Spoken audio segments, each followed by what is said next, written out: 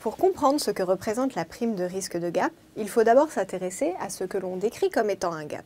Un gap signifie un écart en anglais et désigne la différence entre deux cotations successives durant une séance boursière. Les gaps ont fréquemment lieu entre la clôture du marché et son ouverture le lendemain matin.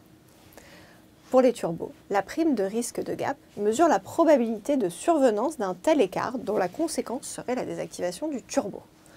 Un mouvement soudain en dessous de la barrière désactivante pour un turbo call ou au-dessus de la barrière dans le cas d'un turbo put. Cette probabilité est fonction de différents paramètres de marché. La distance entre le cours du sous-jacent et la barrière désactivante, le risque d'un gap à l'ouverture, les dividendes estimés, le temps restant jusqu'à échéance ou la volatilité du sous-jacent. Elle est ainsi susceptible à tout moment d'augmenter ou de diminuer légèrement en fonction des conditions de marché. La prime de risque de gap est directement intégrée dans le prix du turbo. Elle est destinée à couvrir le risque porté par l'émetteur d'un mouvement important et soudain sur le cours du sous-jacent qui pourrait entraîner la désactivation du produit.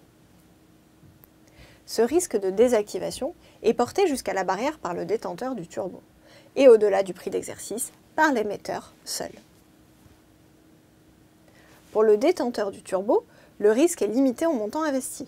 Un gap ne lui permettant pas de revendre sa position avant la désactivation, il entraînerait une perte intégrale du capital investi.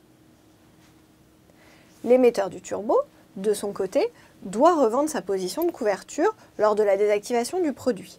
Si le prix auquel cette position de couverture est revendue est inférieur au prix d'exercice dans le cas d'un call ou supérieur à celui-ci dans le cas d'un put, alors elle représente une perte équivalente dans les livres de l'émetteur.